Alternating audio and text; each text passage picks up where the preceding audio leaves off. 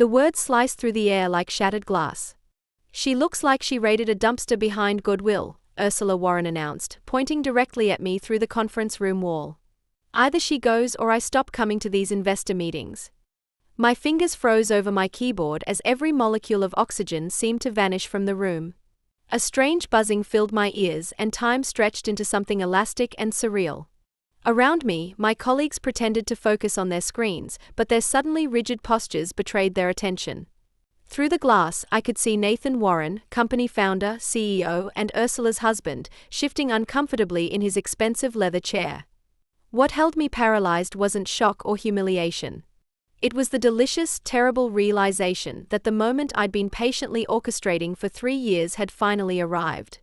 Sarah from HR was walking toward the conference room, carrying the folder I'd prepared, the one containing documentation that would flip the entire power dynamic of Warren Technologies on its head.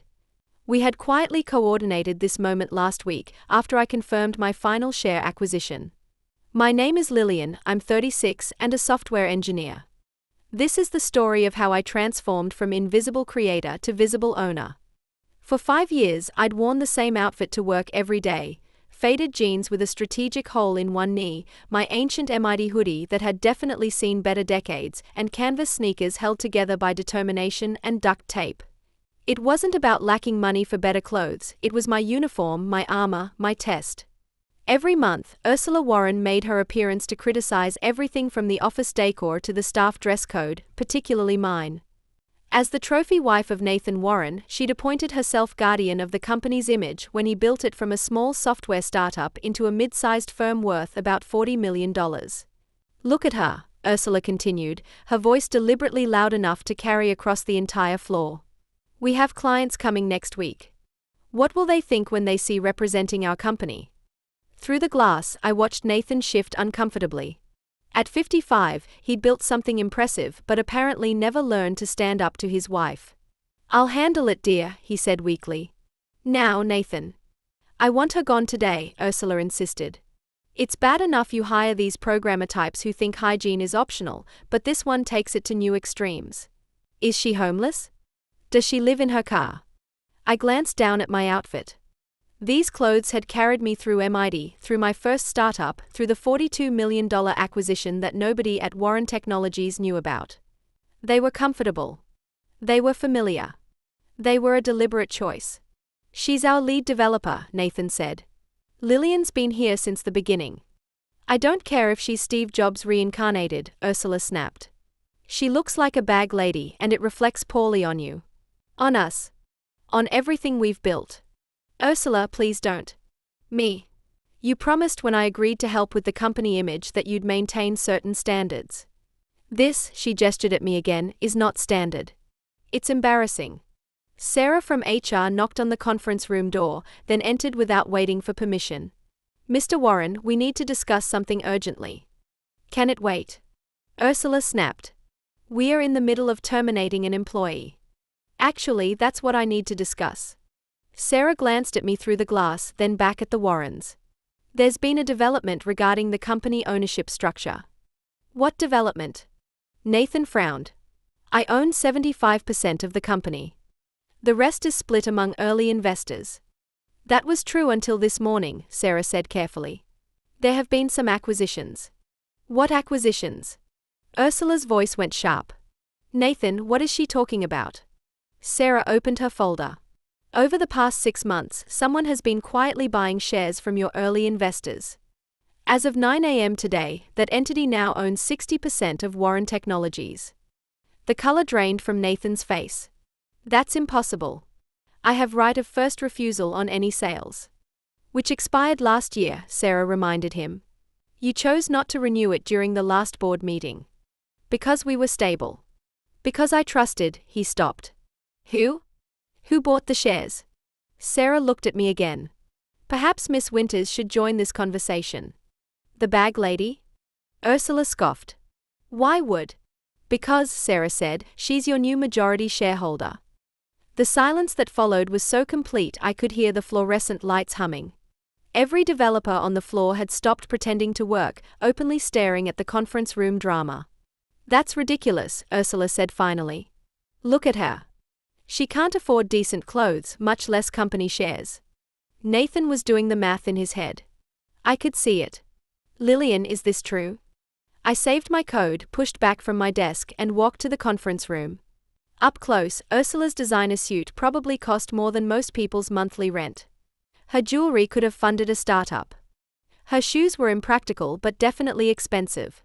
Morning everyone, I said, settling into a chair. Interesting meeting. Don't be cute, Ursula snapped.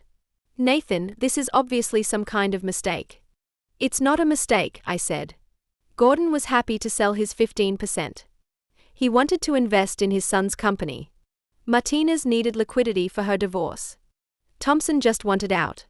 One by one, I made them offers they couldn't refuse. With what money? Nathan's voice was strangled. Your salary is $70,000 a year. I know. I set it that low myself when we started. Felt wrong to take more when we were struggling. Then how? Do you remember Technova? Nathan blinked. The startup that got acquired by Microsoft 5 years ago. My startup. My acquisition. $42 million. Ursula laughed, the sound sharp and disbelieving. You expect us to believe that you sold a company to Microsoft for $42 million and then came to work here for $70,000? Dressed like that. I didn't need the money. I needed the challenge. Warren Tech was failing when I joined. Bad architecture, worse management, zero innovation. I leaned forward. It was perfect. Perfect? Nathan looked lost. For fixing. I'm good at fixing broken things. Companies, code, systems. It's what I do. But why stay hidden? Why let me think that you were just another developer? Because that's when I do my best work. When people underestimate me, when they judge me by my appearance instead of my output. Sarah cleared her throat. There's more. Miss Winters also owns several patents that Warren Technologies currently licenses. The payment structure on those is extremely favorable to the company. Another gift, I finished. I believe in this place, Nathan, in what it could be, what it was becoming before. I looked at Ursula. Image became more important than innovation. This is insane, Ursula stood, her heels clicking angrily on the floor. Nathan, fire her anyway. You're still CEO. Actually, Sarah interjected, as majority shareholder, Miss Winters has the power to call a board meeting and replace leadership. I'm not firing Nathan, I said calmly. He's a decent CEO when he's not being managed by his wife. How dare you? Ursula, you've visited this office exactly 12 times in 3 years. Each time you've demanded we fire someone for their appearance, the receptionist with pink hair, the developer with facial piercings, the project manager who wore sneakers, me repeatedly. I was protecting our image. You were projecting your insecurities. This is a tech company, not a fashion show. Our clients care about clean code, not clean shoes. Nathan, are you going to let her speak to me this way? Ursula demanded. Nathan was staring at me with a dawning realization. You're serious about this? You really own the company now. 60%. Enough to make changes. What changes? He asked, his voice suddenly wary. First, you're going to stop letting your wife dictate hiring and firing decisions based on appearance. Second, we are going to rehire Donna, the receptionist with the pink hair who was twice as efficient as her replacement. Third, we are implementing a true meritocracy where people are judged on their work, not their wardrobe. This is absurd, Ursula interrupted. Nathan, we are leaving. There's more, I continued as if she hadn't spoken. I'm about to inject another $10 million for expansion. We are going to build the development team, upgrade our infrastructure, and actually deliver on those promises you've been making to enterprise clients. But you dress like someone who cares more about comfort than conformity. Like someone who values function over form. Like every other successful tech founder who realized that genius doesn't require a dress code. I stood, pacing to the window. The view overlooked the parking lot where my 1998 Honda Civic sat between a line of BMWs and Teslas. You know what's funny? I could buy a new car every day for a year and not notice the expense. I could wear designer everything, live in a mansion, play the wealth game. But why? So people like Ursula would approve of me.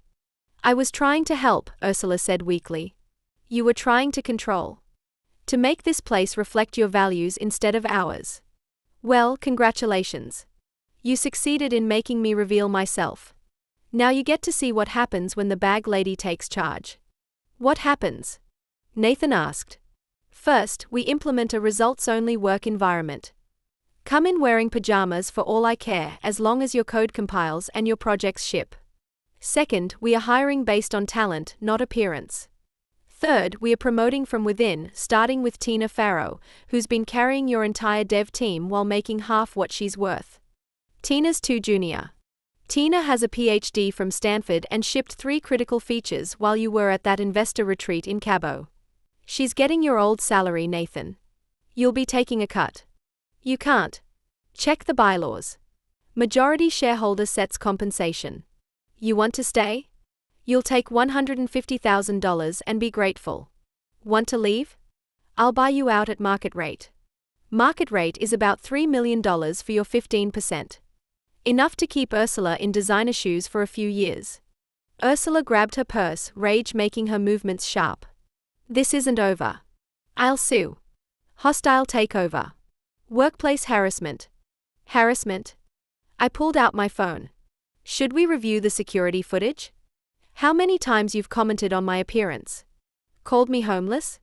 Suggested I might steal from the office kitchen? She went pale. You recorded. The building records everything. Amazing what you learn when you actually talk to the security staff instead of trying to get them fired for their tattoos. Nathan, we are leaving. Nathan didn't move. Actually, I think I'll stay. What? He looked at me, something like respect dawning in his eyes. You played the long game. Bought the shares. Kept quiet. Let me take credit while you built the foundation. That's impressive. That's business. No, that's patience and strategy. Everything I have that you pretended to have while actually demonstrating none of it. I held his gaze. You have potential when you're not being controlled. He straightened. I'll take the pay cut. I'll report to you. Just let me prove I can be more than Ursula's puppet. Nathan! Ursula shrieked. Go home, Ursula. We'll talk tonight. Right now, I need to have a real conversation with my boss. She stormed out, heels clicking furiously. Through the glass, we watched her sweep past the developers, who weren't even pretending not to stare anymore. So, Nathan said after she left, what's the real plan? The real plan? I pulled up a presentation I'd been refining for 2 years. We are going to pivot from small business solutions to enterprise integration. The architecture I've built can scale to handle Fortune 500 needs. We are going to hire the best engineers regardless of their fashion sense. We are going to build something that matters. And my role? You're good with people, Nathan, when you're not trying to impress Ursula. So be good with people. Handle the relationships while I handle the technology. That's it? No revenge, no humiliation. Would it help? You let your wife bully your employees because you were afraid of conflict. Now you know what real power looks like. It doesn't announce itself with designer labels.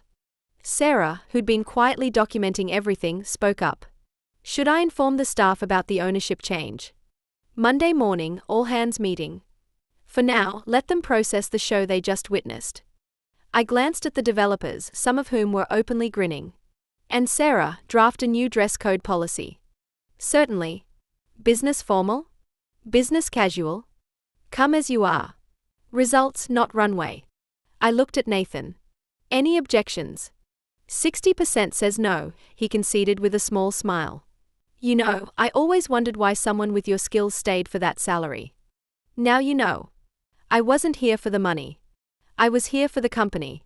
My company now. Our company, he corrected. I still own 15%. Fair enough. Our company. Run my way. Which is innovation over image, talent over tailoring, results over respectability. I picked up my ancient backpack, the one Ursula had particularly despised. I'm going home early. Need to call my investment team about that expansion funding. In that outfit? No, I'll probably change into something even more comfortable. Maybe the sweatpants with the paint stains. Really lean into the bag lady aesthetic. He actually laughed. You know what? I think I've been an idiot. Just married to one. There's hope for recovery. As I left the conference room, the entire floor burst into applause. Tina Farrow was crying. The kid from support who Ursula had tried to fire for his gauged ears gave me a thumbs up. Even the rehired receptionist with the pink hair was grinning. "Hey Lillian," someone called out. "Or should we call you boss now?" "Lillian's fine. Boss is just a title. We've got work to do in whatever makes you comfortable enough to create brilliance." I headed for the exit, past the motivational posters Ursula had insisted on, past the aesthetic improvements that had cost more than 3 developer salaries. Tomorrow I'd start the real changes. But today I'd made my point. Money whispers. Power observes. And sometimes the person you dismiss for their appearance is the one signing your paychecks. As I passed the reception desk, I heard Donna on the phone. "No, Mrs. Warren, you can't have her banned from the building. She owns 60%. Also, she's your boss now. Also, and I enjoy saying this, you're not welcome here anymore." I smiled. Maybe I wouldn't wait until Monday to start the changes. Outside, my Honda waited faithfully, rust spots and all. I could buy a Tesla. Hell, I could buy the Tesla company. But this car had driven me to my first day at MIT, to my first startup, to the Microsoft acquisition, to Warren Technologies when it was struggling. It was comfortable. It was familiar. It was mine. 3 weeks later, I heard that Nathan had filed for divorce from Ursula. He told me during our weekly strategy meeting that it had been coming for a long time, and my takeover had simply given him the courage to finally do it. As for Ursula's threatened lawsuit, her lawyer advised against it after reviewing the security footage. Sometimes the best revenge is simply letting people face the consequences of their own actions.